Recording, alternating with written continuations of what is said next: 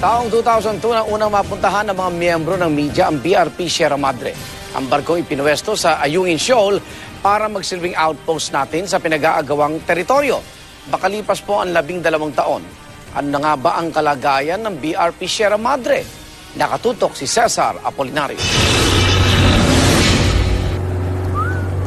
Mula sa malayo, mistulang larawan ng isang kagamitang pandigma na may kakayang isabak sa anumang gyera ang barkong ito ng Philippine Navy.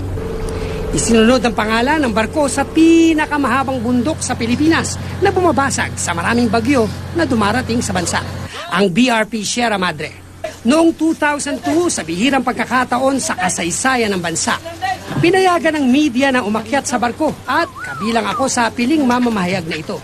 Kwento noon ng mga sundalo na nagbabantay rito, aksidente ang pagkakasadsad ng BRP Sierra Madre sa mga bahura ng Ayungin Shoal.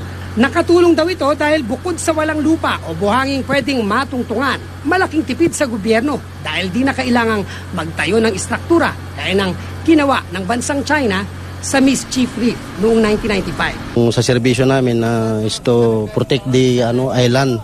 Pero ang DFA tahasang sinabi sa isang statement na ipinwesto ang barko sa Ayungin Shoal para gawing permanenteng istasyon ng militar. At sagot na rin sa ginawang pagtatayo ng China sa Mischief Reef. Taong 1999 napadpad dito ang BRP Sierra Madre.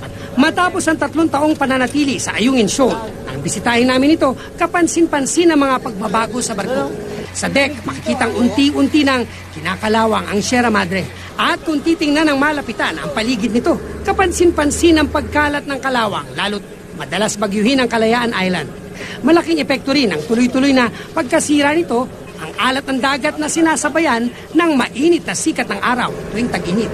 Gaya ng dinaranas ng barko, sala sa init, sala sa lamig ang pinagdadaan ng hirap ng mga sundalong nakaestasyon dito kumpara sa mas high-tech na gusali at gamit ng China sa Mischief Reef. Dito sa barko ng Philippine Navy na Sierra Madre, lumang baterya ang gamit.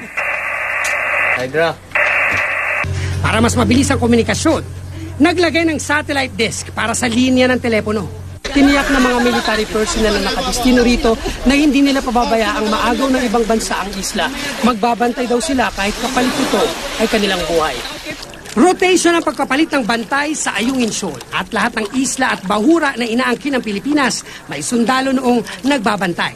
Naglagay pa sila ng pananda gaya ng watawat at konkretong marker para iparating sa ibang umaangkin sa Spratlys na pag-aari ito ng Pilipinas. Kompleto rin sila sa supply ng pagkain gaya ng bigas at maiinom na tubig. Kung kinakapos sa tubig, nakakakuha sila sa naiipong tubig ulan sa drum. At kung kapos naman sa pagkain, may aanihing gulay na kanilang tinatanim. Pero higit sa hirap at pagkainip ay ang mapagsilbihan at maipagtanggol ang bayan. Hindi namin inalisan ng tao. Tapos nagkaroon kami ng tinatawag namin na Coast Watch to monitor mga other foreign vessel na nandito sa area. So, nagpipishing.